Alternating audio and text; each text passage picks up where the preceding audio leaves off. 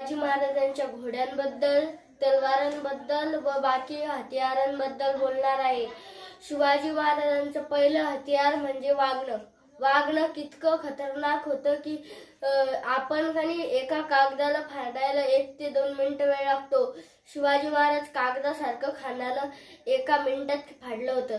इतकं खतरनाक ते वाघनख। आणि 2 नंबरला येतं त्यांचं कट्यार। त्यांच्या कट्याराला अशा 3 ब्लेड राहत होत्या आणि ते असं दाबलं की 3 ब्लेड बाहेर निघत होत्या।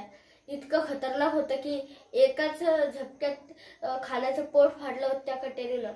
त्यानंतर येतं भवानी तलवार। भवानी तलवार ही त्यांच्या कुलदेवीकडून त्यांना मिळाली होती। शिवाजी महाराजांनी एका माणसाचं थेट मुंडकं उडवलं होतं। इतकी खतरनाक ती भवानी तलवार। त्यानंतर येते जगदंबा तलवार।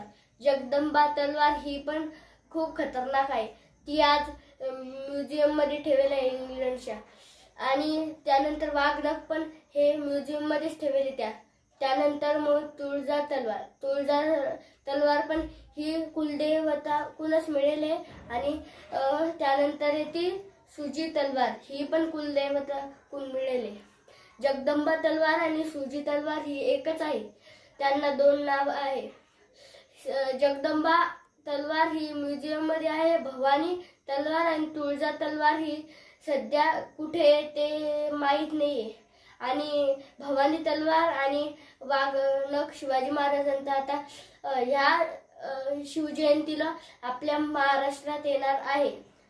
त्यानंतर मग शिवाजी महाराजांचे घोडे। शिवाजी महाराजांचा पहिला घोडा हा इंद्रायणी होता। त्यानंतर तुरंगी, त्यानंतर कृष्णा आणि 4 नंबरला येतो गजरा, त्यानंतर रणवीर, त्यानंतर विश्वास आणि 7 नंबरला मोती। त्यापैकी एक सर्वात महत्त्वाचा घोडा म्हणजे कृष्णा। कृष्णा याला इतका वेग होता की 1 मिनिटात कमीत कमी 4 ते 5 किलोमीटर अंतर पार करायचा, इतका वेग होता या कृष्णाला। कृष्णा शिवाजी महाराजांच्या अखेरीस त्यांच्यासोबत कृष्णा होता असे सांगितले जाते। यानंतर मी एकच म्हणेन की शिवाजी